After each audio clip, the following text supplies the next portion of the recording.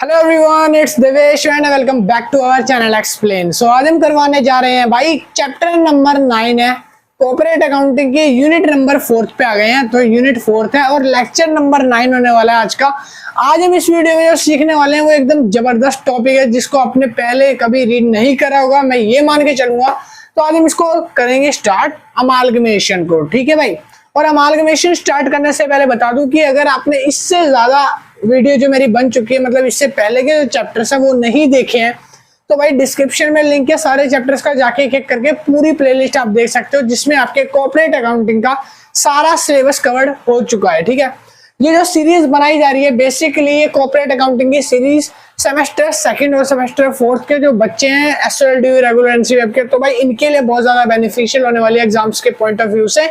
और अगर किसी को भी कॉर्पोरेट अकाउंटिंग की सीरीज के साथ साथ आपको नोट्स भी बाय करने हैं और एक्स्ट्रा प्रैक्टिस करने के लिए अच्छे मार्क्स के लिए, तो नोट्स भी बाय कर सकते हो भाई। नोट्स भी रेडी हो गए हैं, ये कॉन्टेक्ट नंबर आपको दिया हुआ है, इस पे आप कॉन्टेक्ट करो, कॉल या मैसेज करके व्हाट्सएप पे आप नोट्स को इजिली परचेज कर सकते हो मिनिमम अमाउंट पे करके, ठीक है। तो आइए स्टार्ट करते हैं अपने चैप्टर को। चैप्टर का नाम है अमालगमेशन ऑफ लिमिटेड कंपनीज, ठीक है। तो बीकॉम की जो सीरीज है उसका चैप्टर 9 पे आ गए हम। Amalgamation of limited companies much awaited chapter है भाई, इंपॉर्टेंट चैप्टर भी है। 15 मार्क्स का क्वेश्चन सिर्फ और सिर्फ इस चैप्टर से आता है। चैप्टर 15 मार्क्स की वेटेज रखता है एग्जाम में आपके, ठीक है। तो सबसे पहले हम समझेंगे कि अमालगमेशन क्या होता है। पहले आपको अमालगमेशन समझना पड़ेगा, फिर आपको अमालगमेशन के बाद आगे चीजें क्लियर करेंगे। तो मीनिंग मैंने लिखा, पहले मीनिंग से स्टार्ट करते हैं। लिखा अमालगमेशन में, to amalgamation means to join और units to form a large organisation or groups. देखो यहाँ पे कुछ वर्ड मैंने बोले हैं जैसे कि जॉइन और units to form a large organisation. Units या तो ज्वाइन कर सकते हैं किसी भी छोटी छोटी यूनिट्स को, उनसे बनाएंगे एक लार्ज ऑर्गेनाइजेशन, ठीक है। क्या बनाएंगे भाई? एक लार्ज ऑर्गेनाइजेशन या फिर बनाएंगे एक लार्ज ग्रुप, उसको अमालगमेशन कहते हैं, ठीक है। मैं जानता हूं अभी आपको ज्यादा समझ नहीं आया अच्छे से, अब आपको डीपली समझाने के लिए मैं यहाँ पे आपको देने वाला हूँ छोटा सा एग्जांपल। ये 2 कंपनीज हैं, ये पहली कंपनी है मेरी, ठीक है, ये दूसरी कंपनी है। जो ये वाली मेरी कंपनी है, मेरी जो ये फर्स्ट वाली कंपनी है, इसको मैं बोलूंगा आइडिया, इसको मैं बोलूंगा रिलायंस, ठीक है। या मैं बोल सकता हूं मैं इसको बोलूंगा वोडाफोन, आइडिया और वोडाफोन। अब आपको कुछ कुछ समझ आने लगा हुआ यहीं से, जैसे मैंने नाम लिखा आइडिया और वोडाफोन, ठीक है। अब अमालगमेशन का मतलब क्या होता है, सबसे पहले आपको यह समझना है। अमालगमेशन मतलब बेसिकली ये होता है company A, company B, company Vodafone, company Idea, जब भी हम 2 कंपनियों को मिक्स करके ज्वाइन करके बनाते हैं एक लार्ज कंपनी, बस इतनी सी बात मेरी समझ लो। जब भी हम 2 कंपनियों को ज्वाइन करके बनाते हैं एक लार्ज कंपनी, ठीक है, और जब वो लार्ज कंपनी बनती है दोनों को ज्वाइन करके, तो उसको कहा जाता है अमालगमेशन। मैंने आइडिया को ज्वाइन करके और वोडाफोन को ज्वाइन करके एक बड़ी कंपनी ओपन करी, इस कंपनी का नाम रखा VI। आप लोगों को पता चल गया होगा, अगर नहीं पता तो VI एक सिम है ना भाई। VI क्या है? एक सिम है। किसकी? आइडिया और वोडाफोन दोनों ने मिलकर जब इनके शेयर्स बाकी सिम्स के मुकाबले कम चल रहे थे, जैसे जियो या एयरटेल, ठीक है, तो इन कंपनी के मुकाबले ये कंपनी ग्रो नहीं कर पा रही थी। तब इन्होंने छोटी छोटी कंपनियों ने सोचा कि जब हम अमालगमेशन करेंगे तो हो सकता है मार्केट में हम टिक पाए, वरना तो इनके आगे इनका कोई अस्तित्व ही नहीं था, ये गायब हो जाती, धीरे धीरे इनका पता ही नहीं चलता। तो इन्होंने सोचा हम करेंगे अमालगमेशन। क्या करेंगे भाई? इन्होंने सोचा हम करेंगे अमालगमेशन, ठीक है। अमालगमेशन का मतलब बेसिकली यही होता है जब 2 कंपनी आपस में सहमति से ज्वाइन कर लेती हैं, अपनी पूरी की पूरी एसेट्स ज्वाइन कर देती है, लाइबिलिटी ज्वाइन कर देती है, और उनसे मिलकर एक न्यू कंपनी जब क्रिएट होती है तब उस कंपनी को कहा जाता है अमालगमेशन, ठीक है। ज्वाइन करने पे दो कंपनियां जब बनती है, कोई जो दो कंपनियां हो सकती है, कोई दो यूनिट्स हो सकती है, कोई स्मॉलर दो ग्रुप्स हो सकते हैं, जो भी ज्वाइन करके बनते हैं, जो न्यू ग्रुप है, नई कंपनी है, उसको अमालगमेशन कहा जाता है। ठीक है, अब जो ये पुरानी कंपनी है ना, जिनको ज्वाइन करा गया है, अब इन कंपनी का एक नाम अलग से दिया गया है। ये कंपनी को हम ओल्ड कंपनी बोलते हैं, जो पुरानी कंपनी है। ठीक है, ओल्ड ये न्यू कंपनी है, हमारी नई कंपनी बन गई है। बट इन ओल्ड कंपनी के एक नाम दिए हैं हमारे बुक्स में। वो नाम ये है कि पहले जो कंपनी है, जो ओल्ड कंपनी है, ओल्ड कंपनी को हम बोलते हैं ट्रांसफरर कंपनी। क्या बोलते हैं भाई? Transferor company. तो ये नाम होता है ओल्ड कंपनी का, याद रहेगा। तो मैं इसके ऊपर लिख दूंगा, यहाँ पे मेंशन कर देता हूं कि ये कंपनी का नाम होता है ट्रांसफरर कंपनी। इनको बोलते हैं ट्रांसफरर कंपनीज। ठीक है, ट्रांसफरर कंपनीज। ठीक है भाई, बात क्लियर है, कोई डाउट तो नहीं है। तो इसी तरह ये जो ओल्ड कंपनी है, इसका नाम क्या होगा? Transferor company. ठीक है, तो अब अमालगमेशन का मतलब आपको समझ आ गया होगा। अमालगमेशन में मैंने आपको डेफिनेशन बताई थी, तो उसी डेफिनेशन का ये रहा एग्जांपल। अब ये जो कंपनी है, जो ओल्ड कंपनी है, जो अपना कंपनी छोड़ के जो अपनी सारी चीजें नई कंपनी को सौंप रही है, तो उसको तो ट्रांसफरर नाम दे दिया।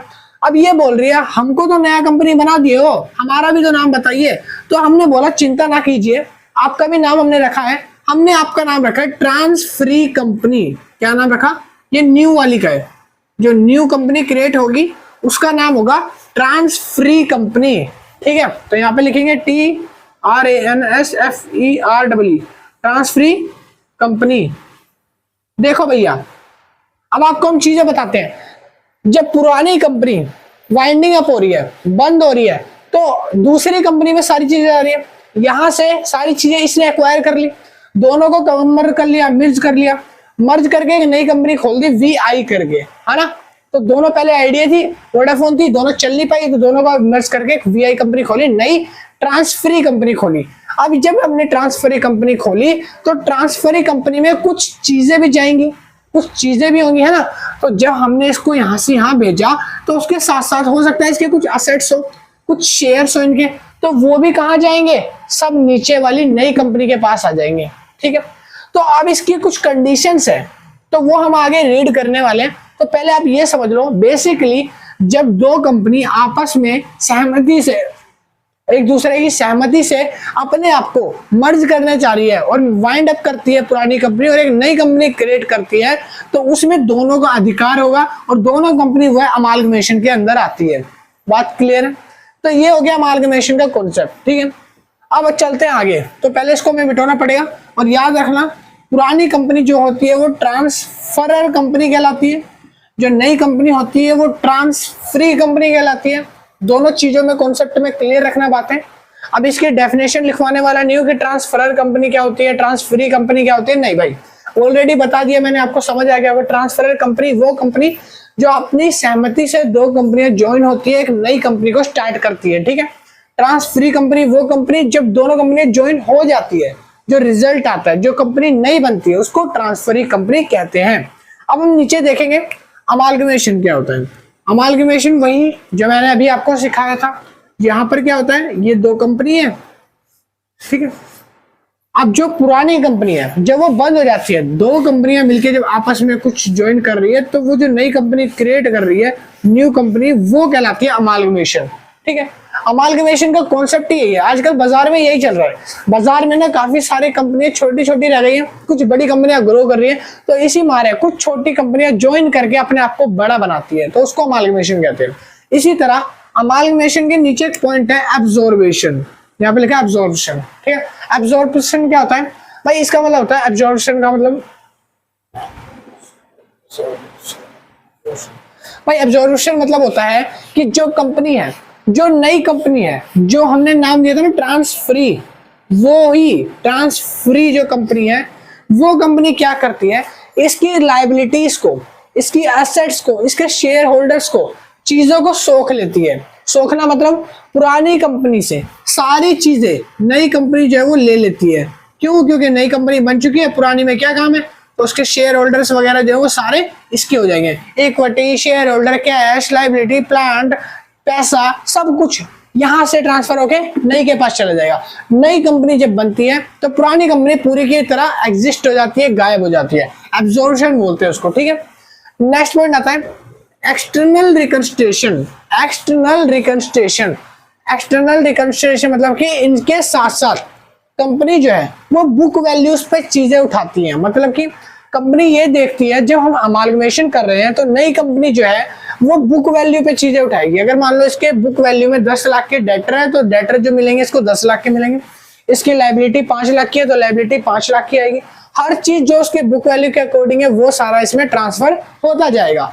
कहने का मतलब है एक तरह से जब आप कोई नई चीज बना रहे हो तो पुरानी चीज खत्म हो जाएगी, वो दोनों मिक्स करके सारी क्वालिटीज, दोनों की क्वालिटीज मिक्स करके एक नई कंपनी में आ जाती है। ठीक है भाई, पॉइंट क्लियर है। अमालगमेशन, अब्जॉर्प्शन, एक्सटर्नल कंस्ट्रक्शन सब अच्छी आ गई। तो भाई अब हम पढ़ेंगे यहाँ पे एज पर अकाउंटिंग स्टैंडर्ड। देखो आपको एक चीज बताता हूँ, जो कंपनी अमालगमेशन कॉन्सेप्ट है ना, ये पूरा का पूरा अमालगमेशन जो हम पढ़ रहे हैं ये 2 अकाउंटिंग स्टैंडर्ड पे बेस है। ठीक है, 2 अकाउंटिंग स्टैंडर्ड पे बेस है। अकाउंटिंग स्टैंडर्ड एक तो है 14, अकाउंटिंग स्टैंडर्ड 14, और एक है अकाउंटिंग स्टैंडर्ड 103 समथिंग कुछ है। ठीक है, दूसरा। तो बेसिकली हम जो पढ़ने वाले हैं वो आपके बुक में अकाउंटिंग स्टैंडर्ड 14 के अकॉर्डिंग सारा बताया है, तो हमें इसको रीड करने की जरूरत नहीं है। बट ये भी अमालगमेशन में ही यूज होता है, मगर आपके सिलेबस में और आपके बुक में सिर्फ ऊपर वाला दिया है तो सिर्फ हम ऊपर वाले के अकॉर्डिंग ही करने वाले हैं। ठीक है, तो दोनों हम ऊपर वाले के अकॉर्डिंग करेंगे, 14 के अकॉर्डिंग सीखेंगे। ठीक है भाई, तो देखो यहाँ पे मैंने लिखा है as per accounting standard 14, accounting standard 14 के according amalgamation is the nature of merger or amalgamation in the nature of purchase. देखो आपको 2 चीजें पहले मैं क्लियर कर दूं। यहाँ पे मैं लिख देता हूँ अमालगमेशन, ऊपर में बना देता हूँ ऐसा अमालगमेशन। ठीक है, अमालगमेशन ऑफ, यहाँ पे भी लिख देता हूँ nature of merger, nature of merger. यहां पे मैं लिखूंगा नेचर ऑफ परचेज। अब जरा ध्यान से इस बातों को देखना, पॉइंट को मैं बताऊंगा आपको, ध्यान से समझना है। पहली चीज तो नेचर ऑफ मर्जर और नेचर ऑफ परचेज, मैंने 2 चीजें आपको बोली। अब देखो अमालगमेशन जब भी हम कर रहे हैं तो इसमें नेचर ऑफ एक मर्जर आता है, एक नेचर ऑफ परचेज ही आता है। पहले आप ये समझोगे ये क्या होता है, ठीक है, और इसमें अकाउंटिंग स्टैंडर्ड का यूज कहाँ पे होता है आप वो समझोगे। तो बेसिकली पहले हम ये समझेंगे कि ये होते क्या है। तो देखो जो ओल्ड कंपनी है, जो हमारी ओल्ड कंपनीज न्यू कंपनी में डेवलप होने जा रही है, तो जो ओल्ड कंपनी होती है जो एग्जिस्ट नहीं करेगी बाद में, जो खत्म हो जाएगी, वो ओल्ड कंपनी होती है हमारी मर्जर। तो ये जो है ये हमारी क्या होती है, ओल्ड कंपनी। ठीक है, इसका नाम भी हमने लिया था ट्रांसफरर, ये वही कंपनी है, ट्रांसफरर कंपनीज। ठीक है भाई, नेचर ऑफ मर्जर में वो कंपनी आती है जो पुरानी होती है, जो अभी नए को देगी अपनी सारी चीजें, एसेट, लायबिलिटी, इक्विटी वगैरह। ट्रांसफरर कंपनी भी बोलते हैं, ये ओल्ड वाली ही कंपनी है। परचेजर, परचेजर वो कंपनी होती है जो चीजें खरीद रही है और जो नई बन चुकी है। तो ये जो है हमारी कौन सी कंपनी होती है, ये न्यू कंपनी होती है भाई, नई कंपनी होती है। ठीक है, और इसका नाम हमने दिया था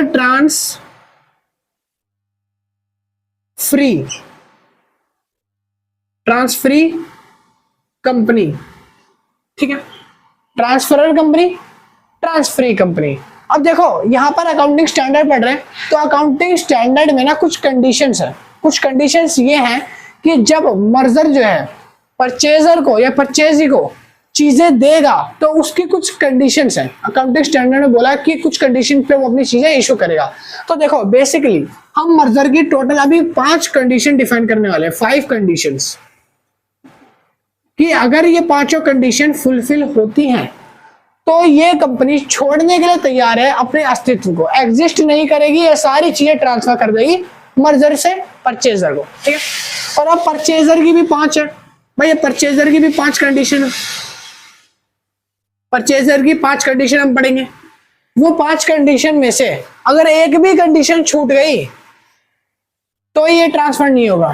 देखो इसकी 5 कंडीशन है, first, second, third, fourth, fifth. अगर 5, इसमें क्या है कि पांचों कंडीशन पूरी होनी चाहिए, इसमें क्या है कि पांचों कंडीशन पूरी होनी चाहिए। अगर एक आध कम भी होगा तो चल जाएगा, ठीक है।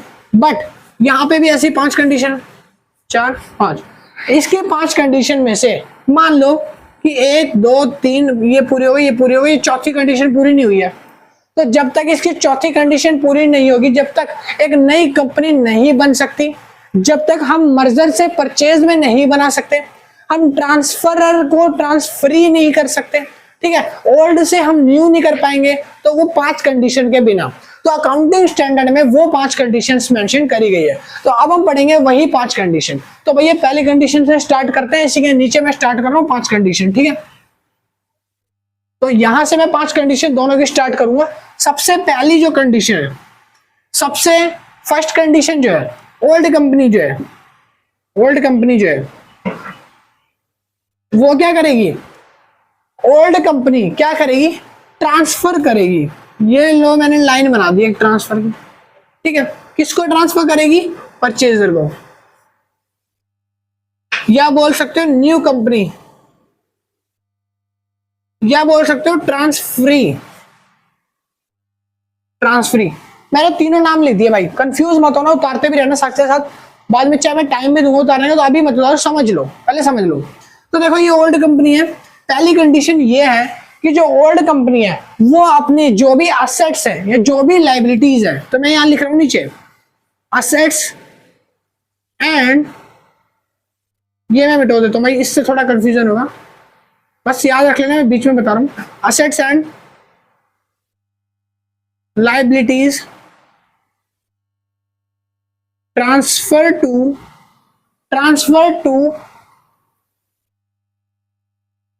old to new company। पहली कंडीशन ये है कि जो ओल्ड कंपनी है, जब कंपनी का अमालगमेशन होगा तो अपनी जितनी भी एसेट्स या लाइबिलिटीज है वो सारी ट्रांसफर हो जाएगी नई कंपनी के पास। पहली कंडीशन, पहला रूल, ठीक है। दूसरी कंडीशन, सेकंड कंडीशन ये है कि जब ओल्ड कंपनी अमालगमेशन करेगी, ओल्ड कंपनी अमालगमेशन कर रही है, ठीक है, नए में जा रही है, तो ओल्ड कंपनी के, अब ये सारा मैं यहां पे लिख दे रहा हूं, ये परचेज न्यू कंपनी, मैं इसकी जगह सीधा लिख रहा हूं न्यू कंपनी, ठीक है, तो कंफ्यूज मत होना, न्यू कंपनी। दूसरी कंडीशन ये भाई कि ओल्ड कंपनी को देने पड़ेंगे क्या, 90% shares, 90% equity shares to new company, ठीक है। याद तो रहेगा, पहली कंडीशन एसेट एंड लायबिलिटी, दूसरी कंडीशन जो ओल्ड कंपनी है वो अपने 90% शेयर्स नई कंपनी को देगी, जो भी इसके पास शेयर होल्डर्स है वो सारे शेयर होल्डर्स अब नई कंपनी के बन जाएंगे, ठीक है। 90% शेयर ट्रांसफर करेगी। अब 90% एक मिनिमम चार्ज है इसका, ठीक है, एक तरह से कह सकते हो कि 90% से अगर नीचे होंगे, 80% देगी तो अभी कंपनी काम नहीं करेगी। मैंने बताया था इसकी एक भी कंडीशन पांचों में से फुलफिल नहीं होगी तो ये आगे नहीं चलेगी। तो 90% पूरे इसको चाहिए, ठीक है। तो 90% कितने बताओ भैया, तो देखो अगर मान लो 100 शेयर है तो 100 का 90% मतलब कि 90 शेयर्स कम से कम न्यू कंपनी के पास जाएंगे, तब न्यू कंपनी काम करेगी वरना नहीं करेगी, ठीक है। पॉइंट नंबर 3 बता दो, तीसरी कंडीशन। तो तीसरी कंडीशन ये है कि इक्विटी शेयर इशू करेगी ओल्ड कंपनी को। जो देखो ये ओल्ड कंपनी है ना भाई, ओल्ड कंपनी जो है, इस बार केस उल्टा है, इस बार केस उल्टा है। ये देखो ये लाइन इस साइड से यहां आ रही है, एरो देखते रहना, एरो के बीच में फंसना मत। न्यू कंपनी भाई, जो ओल्ड कंपनी है इस बार वो क्या करेगी, इक्विटी शेयर्स इससे लेगी। जितने भी इक्विटी शेयर्स है वो नई कंपनी जो होगी उसके इक्विटी शेयर्स इस बार मिलेंगे किसको, ओल्ड कंपनी को इस टाइम पे, ठीक है। तो जो भी इक्विटी शेयर्स है वो ट्रांसफर होंगे transfer new company to old, नई कंपनी से ओल्ड कंपनी की तरफ जाएंगे। ये देखो मैंने मार्क लगा दिया, इस तरफ जाएंगे, ठीक है, ओल्ड कंपनी की तरफ आएंगे, ठीक है। तीसरी कंडीशन। चौथी कंडीशन क्या होती है भाई? फोर्थ कंडीशन, चौथी कंडीशन, ठीक है। फोर्थ कंडीशन है कि बिजनेस में कंटिन्यूअस चलता रहेगा आफ्टर अमालगमेशन। कह रहा है कि बिजनेस बंद नहीं होगा जब ओल्ड कंपनी जो है, पुरानी कंपनी जो है, सारी चीजें ट्रांसफर कर चुकी होंगी किसको? नई कंपनी को। नई कंपनी को सारी चीजें ट्रांसफर कर चुकी है, तो यहां पर क्या होगा? कंटिन्यू चलेगा business, continue business run. Business condition ये है कि बंद नहीं होना चाहिए। जब आपने बताया कि आपकी ओल्ड कंपनी जो है VI, जो क्या बोलते हैं, वोडा और आइडिया, दोनों नई कंपनी में मर्ज करने जा रही है, तो दोनों का मर्ज का मोटिव है कि नई कंपनी को चलाना। अब यहाँ पर नई कंपनी जो है जब इसको सारी चीजें दे रही है, तो इसका राइट बनता है कि नई कंपनी जो है, न्यू कंपनी, हमारी ट्रांसफरी कंपनी जो है, वो चलती रहे, बंद ना करे बिजनेस, बंद नहीं करना है, ठीक है। नेक्स्ट जो है फिफ्थ पॉइंट इसका, एक मिनट, हाँ जी। तो भाई पांचवा पॉइंट आ गया। फिफ्थ पॉइंट में यहाँ पे आपको बता देता हूँ। पांचवा पॉइंट देखो ये है कि जो ओल्ड कंपनी है, ओल्ड कंपनी जो है वो न्यू कंपनी को अपनी सारी असेट्स एंड लाइबिलिटी देगी। सारी चीजें दे रही है, क्या दे रही है? वो दे रही है असेट्स एंड लाइबिलिटी। किस वैल्यू पे? वो भी बुक वैल्यू पे देगी। किस वैल्यू पे भाई?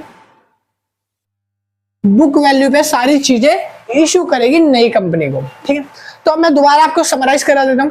सबसे पहले मैंने अमालगमेशन पढ़ा, फिर हमने देखा ट्रांसफरर क्या होता है, ट्रांसफरी क्या होता है। ट्रांसफरर वो कंपनी जो ओल्ड होती है, जो अपनी चीजें दे रही है। ट्रांसफरी वो कंपनी जो दोनों से क्रिएट हो रही है लेके, ठीक है। अमालगमेशन, एब्जॉर्वेशन और हमने एक्सटर्नल रिकंस्ट्रक्शन पढ़ा। फिर हमने देखा अकाउंटिंग स्टैंडर्ड 14 क्या कहता है कि अमालगमेशन नेचर ऑफ मर्जर और नेचर ऑफ परचेजर क्या कहता है। नेचर ऑफ मर्जर कहता है कि नेचर ऑफ मर्जर में ओल्ड कंपनी ट्रांसफरर कंपनी होती है, वही होती है। ये न्यू कंपनी होती है, ट्रांसफरी कंपनी होती है। दोनों की 5 कंडीशंस होती है, वो 5 कंडीशन मैंने यहाँ पे आपको बता दिए। Condition number 1, assets and liability transfer होगी नई कंपनी को। Condition number 2, old company 90% shares issue करेगी, किसको? अपनी नई कंपनी को देगी, मतलब अपने सारे। ओल्ड कंपनी जो है वो लेगी इक्विटी शेयर सारे के सारे न्यू कंपनी से, ठीक है। तो ये शेयर होल्डर की बात थी, इक्विटी शेयर की बात हुई है, ठीक है, दोनों अलग है। उसके बाद पॉइंट नंबर 4, ओल्ड कंपनी जो है वो कंटिन्यूअस रन करनी चाहिए, ऐसा मान के वो अपनी सारी चीजें नई कंपनी को देगी, ठीक है। मतलब कि ओल्ड कंपनी नहीं रन करनी चाहिए भाई, ओल्ड कंपनी बंद हो जाएगी, उसके पास से सारी चीजें उसने ले ली है, किसने? न्यू कंपनी ने। तो न्यू कंपनी जो है वो रन करती रहनी चाहिए, बंद नहीं करेगी, बिजनेस चलाना है रेगुलरली, कंडीशन है कि ये भी।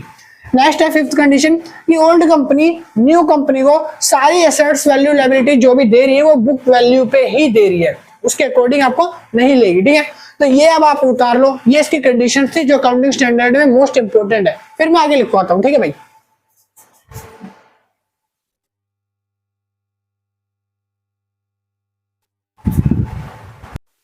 तो अब हम बात करने वाले हैं मेथड्स ऑफ परचेज कंसिडरेशन की।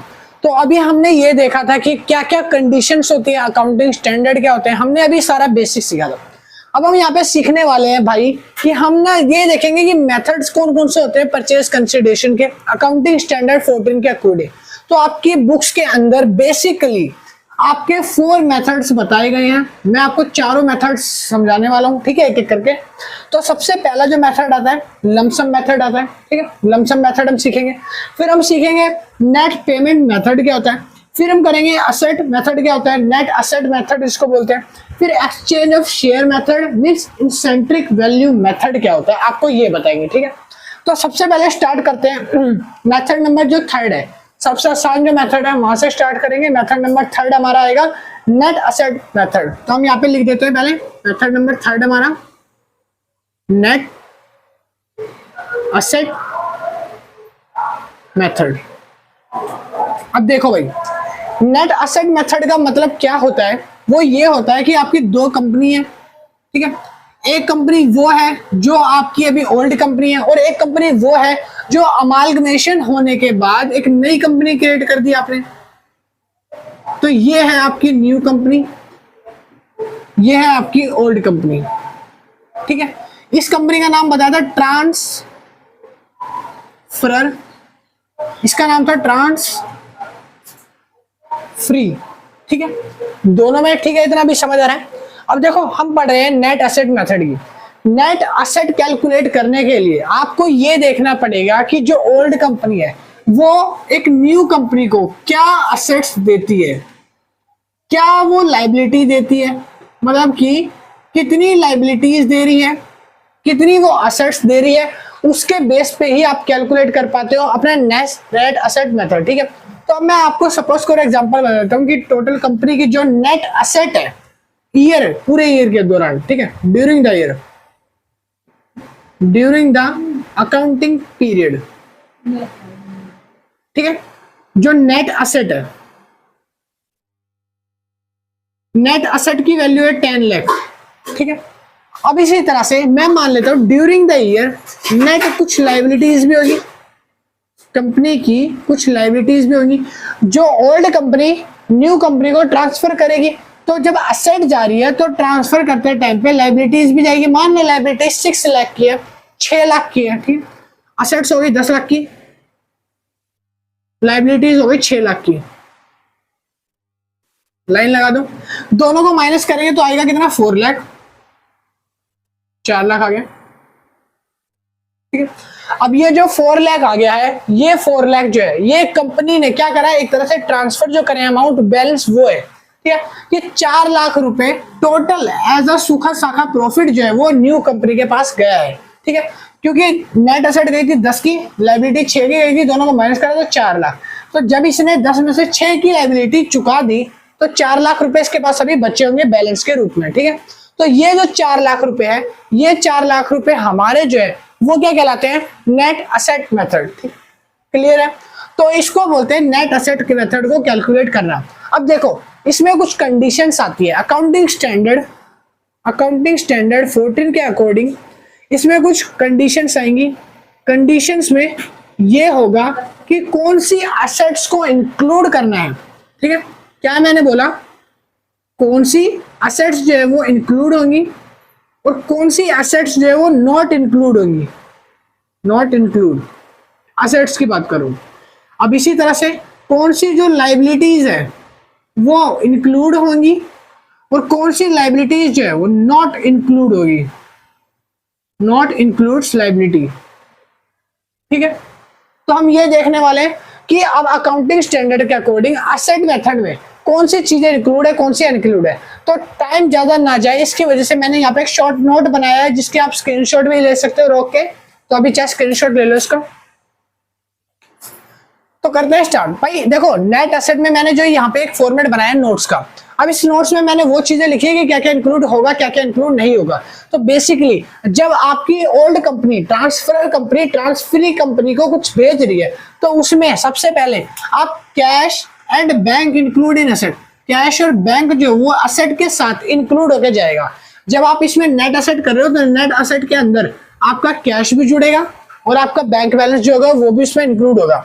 सेकेंड चीज जो फिक्टिशियस एसेट होगी, लाइक कौन कौन सी, एक तो होता है preliminary expenses, underwriting commissions, discount on issue of security or debit balance of profit and loss not included in asset. भाई अगर इनमें से कुछ भी होता है, अगर मान लो आपका कोई भी डिस्काउंट अलाउड हो रहा है सिक्योरिटी पे, कोई डेबिट बैलेंस है प्रॉफिट एंड लॉस का, अंडरराइटिंग कमीशन है या फिर प्राइमरी एक्सपेंसेस है, तो ये जो है असेट्स के अंदर इंक्लूड नहीं होगा। असेट्स में सिर्फ एक क्या इंक्लूड होगा, कैश और बैंक, ये दो चीजें इंक्लूड होगी बस। ठीक है, नेक्स्ट अगला पॉइंट है point number 3, if any asset not taken by transferee company, कोई ऐसी असेट है इस ट्रांसफर कंपनी के पास जब ट्रांसफर करते टाइम ट्रांसफरी कंपनी ने वो लिया ही नहीं। कह रहा है कि ट्रांसफरी कंपनी ने कोई ऐसी असेट इसके पास थी जो इसने जानबूझ के नहीं ली है, नहीं कैलकुलेट करा उसको, तो वो ऐसी असेट जो है not taken by transferee company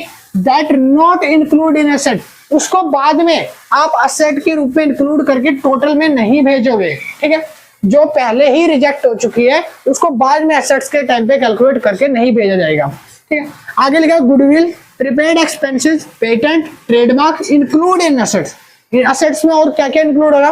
कोई भी आपका गुडविल है, कोई भी आपका प्रीपेड एक्सपेंसेस है, पेटेंट है, ट्रेडमार्क्स है, या कोई भी ऐसी एसेट्स है, वो सारी इंक्लूड होंगी जब आप भेजोगे उस टाइम पे एसेट्स में। ठीक है, नेक्स्ट है लाइबिलिटीज की। तो अभी हमने देखा एसेट्स का, अब हम देखेंगे लाइबिलिटीज का। तो ये जो सारा का सारा था ये था बेसिकली एसेट्स का।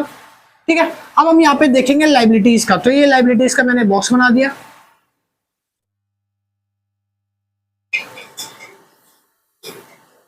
तो अब हम बेसिकली लाइबिलिटीज देखेंगे, जो लाइबिलिटीज है।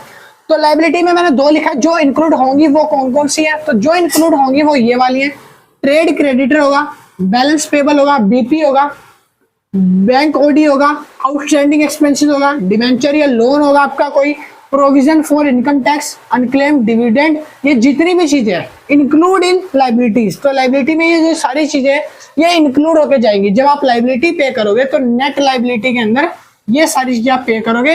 बीपी हो गया, आउटस्टैंडिंग एक्सपेंसेस हो गया, ट्रेड क्रेडिटर हो गया, प्रोविजन हो गया, कोई इनकम टैक्स अनडिविडेंड हो गया, क्लेम हो गया, तो ये सारी लाइबिलिटीज में इंक्लूड होकर जाएंगी। ठीक है, याद रखना जब आप कैलकुलेट करोगे तो इसमें कोई भी ऐसी चीज है तो ये इंक्लूड होगा और ये अनइंक्लूड होगा।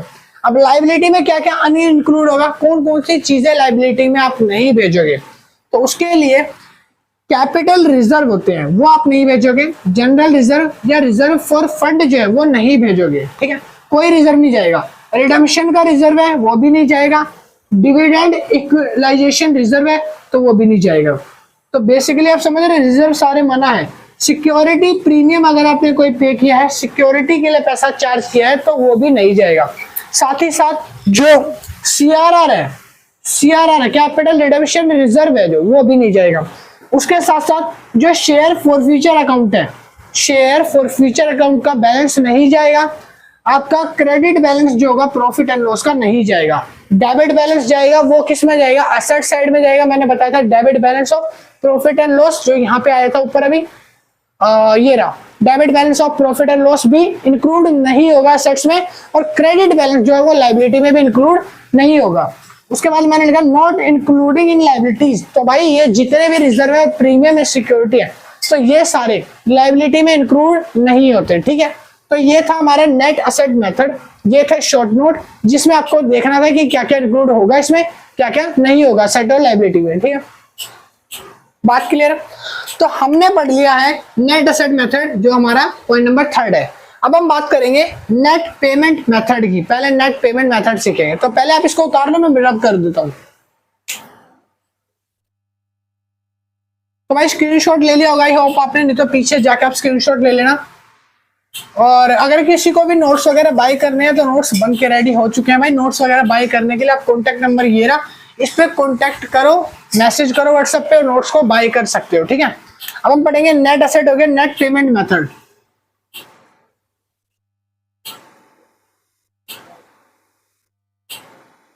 नेट पेमेंट मेथड,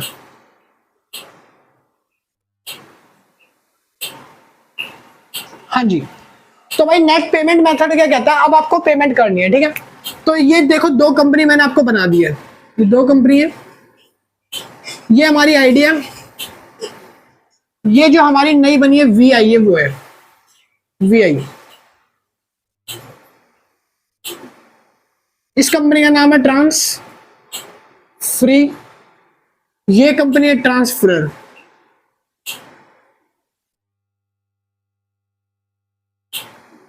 ठीक है भाई, ट्रांसफरर कंपनी, ट्रांसफ्री कंपनी।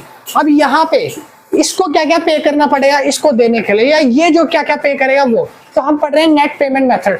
तो नेट पेमेंट मेथड में ऐसा होता है कि जो हमारी ओल्ड कंपनी है, ये ओल्ड कंपनी है, ये न्यू कंपनी है।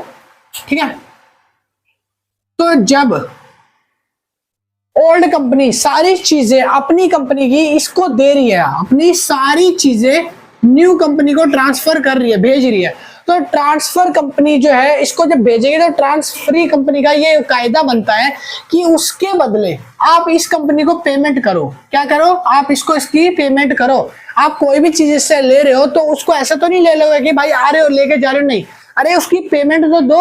आप अगर मान लो सारी चीज एक्वायर कर रहे हो, इक्विटी, शेयर, डिबेंचर, तो उसकी पेमेंट इसको देनी पड़ेगी। तो नेक्स्ट पेमेंट मेथड ये कहलाता है।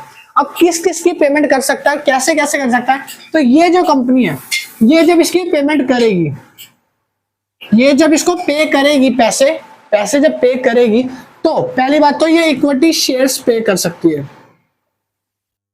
इक्विटी शेयर होल्डर्स जितने भी हैं पुरानी कंपनी के, ओल्ड कंपनी की बात कर रहा हूं यहां पे मैं, ठीक है, तो सारे ओल्ड कंपनी के इक्विटी शेयर्स के पैसे पुरानी जो कंपनी है उसको ट्रांसफर कंपनी से लेने हैं। किससे?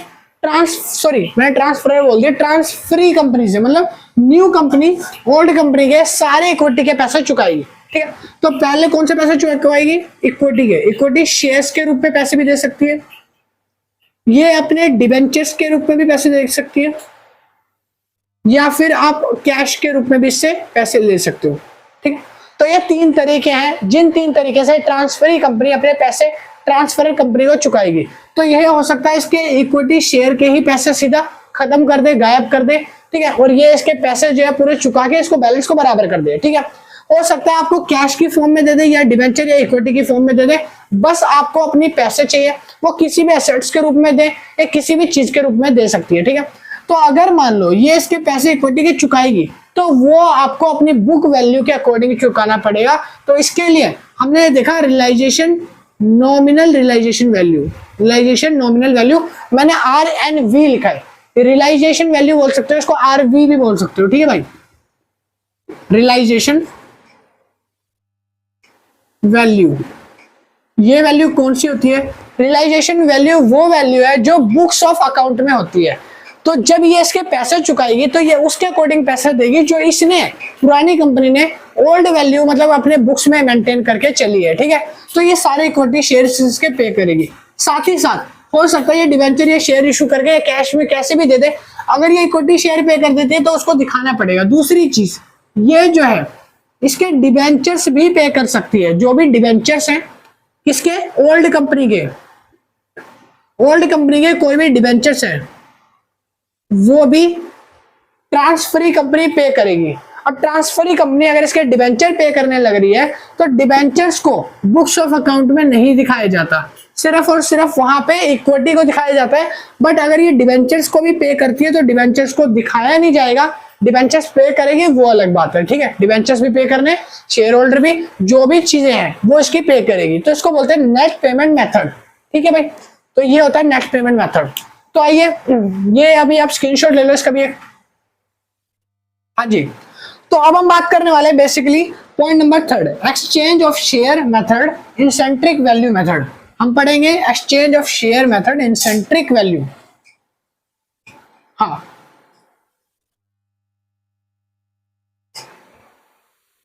एक मिनट भाई। तो अब आ गया हमारा पॉइंट नंबर 4। पॉइंट नंबर 4 है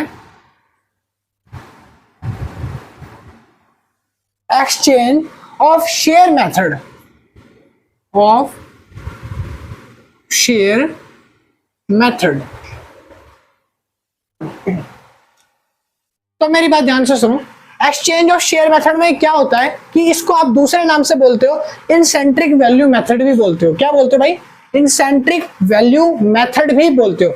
अब यहां पर जब एक्सचेंज ऑफ शेयर होगा तो इसमें क्या होगा, एक ओल्ड कंपनी है जो हमारी पुरानी वाली, वही मैं वही एग्जांपल ले लेता हूँ आईडिया और वीआई का। ठीक है, ये हमारी आइडिया है और ये हमारी जो नई है वो बन गई वीआई कंपनी। ये हमारी नई कंपनी है वीआई। ठीक है, ये न्यू कंपनी, इसका नाम क्या होता है? ट्रांसफरी, और इसका नाम ट्रांसफर। और याद रखना जो ट्रांसफरर कंपनी होती है उसको आप पूलिंग भी बोल सकते हो, एक पूलिंग मेथड भी बोलते हैं इसको। ठीक है, नॉर्मल। और ये हमारी है ओल्ड कंपनी। ठीक है, अब यहाँ पे क्या है, हम पढ़ रहे हैं इंसेंट्रिक मेथड, एक्सचेंज मेथड। तो देखो हो सकता है अब यहाँ पे शेयर्स की बात कर रहे हैं, शेयर्स में पे करेंगे। इसके पास 50 शेयर्स है। ठीक है, इसके पास 30 है, इसके पास 50 शेयर है, इसके पास 30 शेयर है। तो अब जो ये कंपनी है ना, इंसेंट्रिक वैल्यू मेथड में क्या होता है कि इनकी इंसेंट्रिक वैल्यू यहाँ पे मैंने कैलकुलेट करके निकाल के दे रखी है कि जो इसके शेयर्स की इंसेंट्रिक वैल्यू है, इंट्रिंसिक वैल्यू है, वो ये रही 30। इसकी जो इंसेंट्रिक वैल्यू है वो ये रही भाई 50, ठीक है। अब ये पे कैसे करेगी, तो देखो एग्जामिनर जब इंसेंट्रिक एक्सचेंज पढ़ाता है तो उसके अंदर वो दो चीजें बोलता है। पहली चीज तो ये है कि आपको वैल्यू निकाल के दे देगा, इंसेंट्रिक वैल्यू कैलकुलेट करके आपके क्वेश्चन में गिवन होगी दोनों की, और आपको एक फॉर्मूला लगाना है, वो फॉर्मूला मैं अभी आपको बताऊंगा, फॉर्मूला लगा के आप वैल्यू को कैलकुलेट कर लोगे, ठीक है। दूसरी चीज कि वो आपको फॉर्मूला भी दे देगा बट आपको इंसेंट्रिक वैल्यू खुद निकालनी होगी। तो जब आपको इंसेंट्रिक वैल्यू खुद निकालनी पड़े तो उसमें आपको एक फॉर्मूला लगेगा, तो वो फॉर्मूला ये होता है, फॉर्मूला ये है, सबसे पहले आप लिखोगे ओल्ड, क्या लिखोगे, ओल्ड इंसेंट्रिक वैल्यू पर शेयर अपॉन में न्यू इंसेंट्रिक वैल्यू पर शेयर मल्टीप्लाई में ओल्ड शेयर्स वैल्यू पर वैल्यू, जिसको हम डिनोट करते हैं भाई 100 से। हम मान के चलते हैं कि जो हमारी फेस वैल्यू है वो 100 होती है, तो हम इसका अगर फॉर्मूला कैलकुलेट कर रहे हैं तो अब आप देखो मैंने क्या बताया कि हम ना ओल्ड इंट्रिंसिक पर वैल्यू हम ऊपर रखेंगे, नीचे न्यू वाली को रखेंगे। तो जो न्यू शेयर है, जो वीआई के न्यू शेयर है वो 50 है, तो नीचे आएगा 50, ठीक है।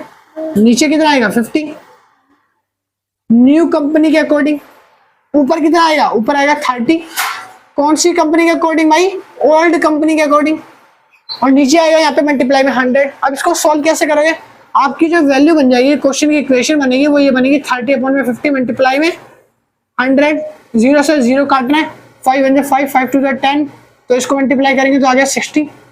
तो बेसिकली इंसेंट्रिक वैल्यू मेथड में आपको 60 जो है वो पे करने हैं, आपको उसके अलावा कुछ पे नहीं करना है एक्सचेंज ऑफ शेयर मेथड्स में। तो यहाँ पे शेयर एक्सचेंज पढ़ रहे हैं, तो शेयर एक्सचेंज के अंदर जो भी कंपनी है, ठीक है, तो वो इतने ही अमाउंट को लेगी या देगी। तो भाई ये होता है हमारा इंसेंट्रिक वैल्यू मेथड, जिसमें हमने तीसरा मेथड कैलकुलेट करना सीखा कि अमालगमेशन में कंपनी 4 मेथड यूज करती है। हमने फर्स्ट, सेकंड और थर्ड इंसेंट्रिक वैल्यू कैलकुलेट करना भी अब सीख लिया है। तो अभी जो है वो मैं आगे बताऊंगा। एक छोटा सा मेथड रह गया, लमसम मेथड। भाई लमसम मेथड क्या होता है, लमसम मेथड में आती है छोटी सी कुछ जनरल एंट्री, वो जनरल एंट्री करना हम सिखाएंगे, ठीक है। जब क्वेश्चन वगैरह करते हैं तो उसमें हम आपको बताएंगे। तो पहले आप इतना उतार लो, अभी मैं इसके आगे थोड़ा और लिखवाता हूँ, थोड़ा सा।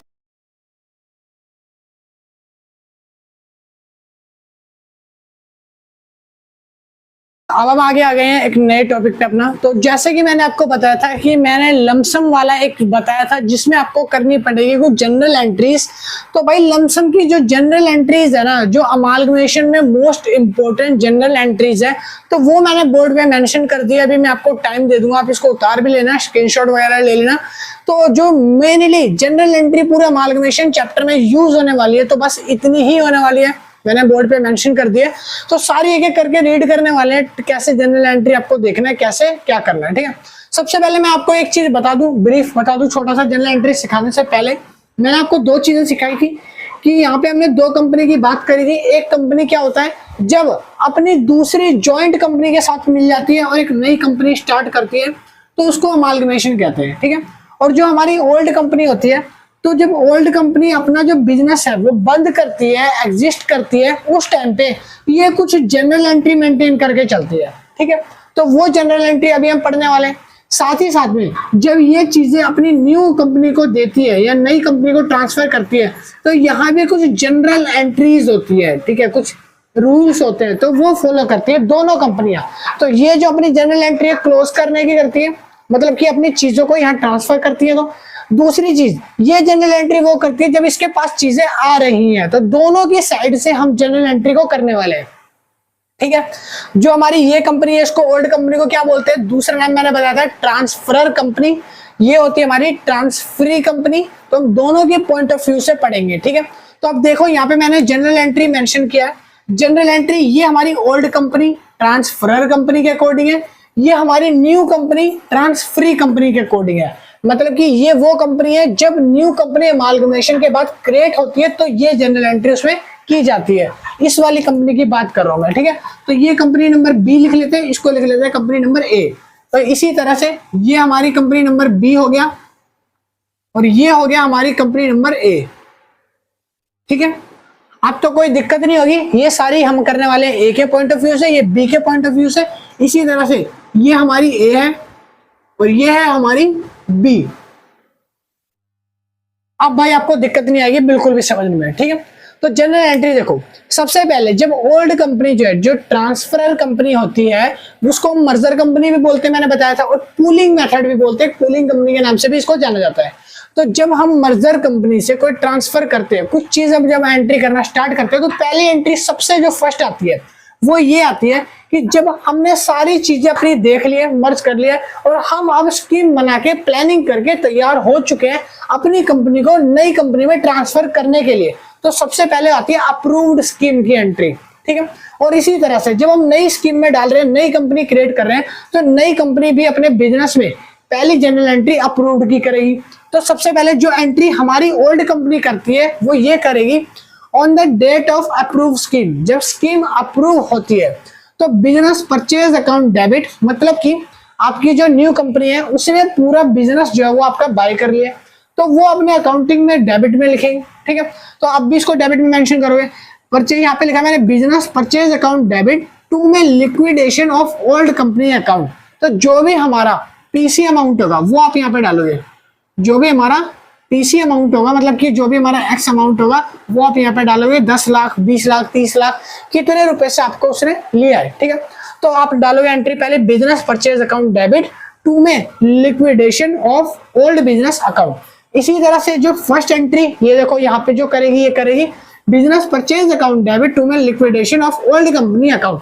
दोनों की एंट्री सेम होगी, पहली एंट्री दोनों में सेम करी जाएगी। ठीक है, second entry on the take over asset and liability, जब पुरानी कंपनी असेट और लाइबिलिटी टेक ओवर कर देगी किसको, नई कंपनी को, जब आपकी नई कंपनी सारी असेट एंड लाइबिलिटी ले लेगी इससे, तब उसकी एंट्री क्या होगी, तो ये जो एंट्री करेगी पुरानी कंपनी, आपकी ट्रांसफर कंपनी, वो करेगी sundry assets account debit, sundry assets हमारे डेबिट होंगे, सन्ड्री टू में सन्ड्री लाइबिलिटीज अकाउंट क्रेडिट में जाएगा, सन्ड्री लाइबिलिटी टू में बिजनेस मर्ज अकाउंट बनेगा, एक बिजनेस मर्ज अकाउंट बनेगा जिसमें मर्ज की वैल्यू आएगी। टू में रिजर्व एंड सरप्लस, रिजर्व और जो सरप्लस अमाउंट होगा वो सर आपको इसमें डालना है। ठीक है, जब आपका प्रॉफिट होगा ना, जब आपको बेनिफिट होगा, तब आप क्रिएट करोगे एक जनरल रिजर्व जो कि डेबिट साइड में क्रिएट होगा, किसमें, ट्रांसफरर कंपनी के अंदर। ठीक है, तो ये एंट्री होगी जब आप टेक ओवर करोगे लाइबिलिटीज या असेट्स। अब जब ये एक्वायर कर रही है, सारी सन्ड्री असेट्स और लाइबिलिटीज के पास आ रही है, तो sundry assets account debit, assets आ गई। ठीक है, टू में सन्ड्री लाइबिलिटीज, लाइबिलिटीज हमारा नुकसान, तो हमने उसको टू में डाल दिया सन्ड्री लाइबिलिटीज को। टू में बिजनेस परचेज अकाउंट, मतलब इसने पूरा बिजनेस टेक ओवर किया, तो बिजनेस परचेज अकाउंट ऊपर डेबिट का, नीचे क्रेडिट में शो करेगा। ठीक है, जब टेक ओवर हो जाएगा, जो गुडविल अगर बचेगी तो गुडविल अकाउंट डेबिट में आ जाएगा, एक बीच में एक गुडविल अकाउंट क्रिएट करना होगा, और गुडविल सारी डेबिट साइड में सन्ड्री एसेट्स के नीचे आप मेंशन करोगे। ठीक है जी, नेक्स्ट एंट्री आती है तीसरी, परचेज ऑन पेमेंट कंसिडरेशन, जब आप कोई भी सामान, आपका कोई भी सामान ट्रांसफरी कंपनी परचेज कर रही है on the basis of cash, cash consideration में पैसों के बदले में कोई चीज ले रही है, तब आप एंट्री करोगे liquidation of old company account, आपकी ओल्ड कंपनी अकाउंट पूरा लिक्विडेशन हो गया, पैसों के फॉर्म में आने वाला है, तो पैसा किस किस के चीज का देगी, पहला तो अगर आपने इक्विटी शेयर दिया है इसको, तो इक्विटी शेयर का पैसा आएगा। दूसरा आपका कोई सिक्योरिटी प्रीमियम रिजर्व वगैरह क्रिएट करा था तो उसका पैसा आएगा। तीसरा प्रेफरेंस शेयर कैपिटल अगर आपने इसको दिया है तो उसका पैसा ये पे करेगी। चौथा ये कैश शेयर अगर आपका कोई है तो कैश पे करेगी, आपको कैश तो आएगा।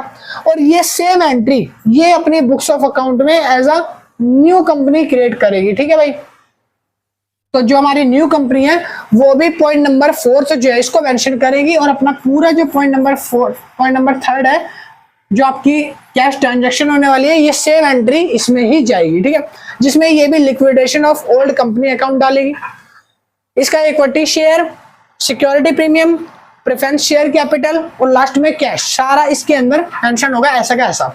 नेक्स्ट एंट्री आती है for cancellation of Contra item. देखो हो सकता है जब नई कंपनी क्रिएट हुई हो तो नई कंपनी ने कोई लोन या कोई पैसा ले रखा हो उधार पे ओल्ड कंपनी से, तो अब ओल्ड कंपनी सब कुछ इसको बेच रही है। तो जब ये इसको बेच रही है और ये क्या कर रही है, खरीद रही है, तो इसका ओल्ड पैसा कुछ बाकी था, इसके ऊपर कर्जा था इसमें, है ना। तो अब ये उसी पैसे में से उसको रिजम्पशन कर लेगी, कैंसिल कर देगी, काट देगी पैसा। मान लो इसने इसको 10 रुपए देने हैं, अभी 10 रुपए बाकी हैं, और ये अब पूरा बिजनेस इसको दे रही है, जिसमें से 50 रुपए का हिसाब किताब इसका बैठ रहा है। तो अब ये अपने 10 रुपए काट के 40 रुपए का ट्रांसफर उसको करेगी। पूरा टोटल कुल मिला के आप कॉन्ट्रा में से कैंसिल करोगे तो जनरल एंट्री होगी क्रेडिटर्स अकाउंट डेबिट टू में debentures account, sorry creditors account debit to में डेबिटर्स अकाउंट, ठीक है।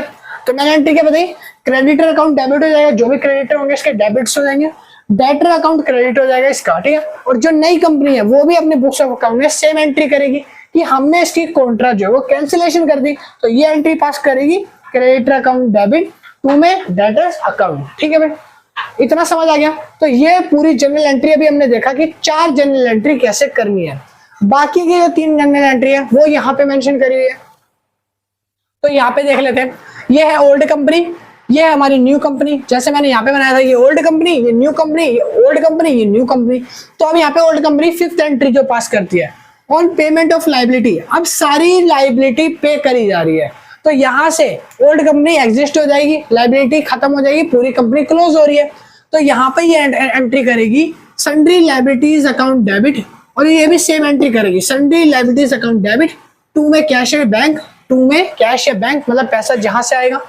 न्यू लाइबिलिटी, टू में न्यू लाइबिलिटी अगर क्रिएट होगी तो बाकी लिख देगी टू में न्यू लाइबिलिटी, तो same entry as it is pass करेगी, ठीक है।